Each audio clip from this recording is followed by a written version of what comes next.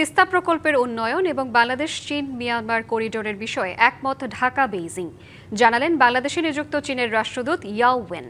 আর প্রধানমন্ত্রীর পররাষ্ট্র বিষয়ক উপদেষ্টা হুমায়ুন কবির বলেন, চীনের সঙ্গে অর্থনীতি, বাণিজ্য, বিনিয়োগ ও সরবরাহ ব্যবস্থায় নতুন সম্ভাবনা তৈরি হয়েছে।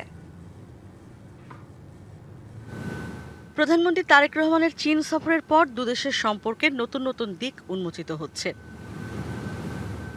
এরই ধারাবাহিকতায় রাজধানীতে Bangladesh institute of international and strategic studies এবং চীনের ফুদান বিশ্ববিদ্যালয় যৌথভাবে একটি আন্তর্জাতিক প্রশিক্ষণ ফোরামের আয়োজন করে।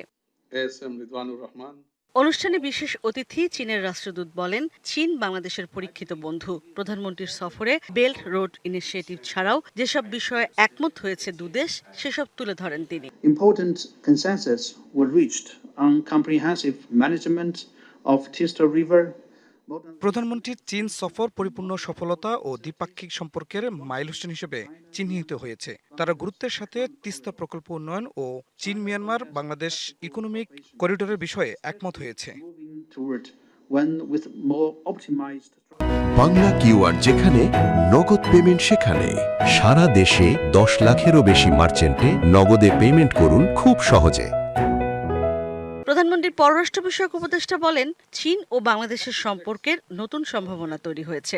দেশটির উন্নত প্রযুক্তির সুযোগ কাজে লাগিয়ে বাংলাদেশের শিল্পায়ন, কর্মসংস্থান ও রফতানি বহুমুখীকরণ করবে। চীন ও বাংলাদেশ নতুন সম্ভাবনার দ্বারপ্রান্তে, একসাথে নানা চ্যালেঞ্জ মোকাবিলাতেও প্রস্তুত। আমরা চীন থেকে শিখতে চাই উন্নত প্রযুক্তি এবং তা কিভাবে কাজে লাগানো যায় সেটা। আন্তর্জাতিক এমন প্রশিক্ষণ অংশীদার দেশগুলোর সাধারণ শাসনতান্ত্রিক চ্যালেঞ্জ মোকাবেলাতেও অবদান রাখবে বলে মনে করেন বক্তারা। ইশরাত জাহান উর্মি, ডিবিসি নিউজ, ঢাকা।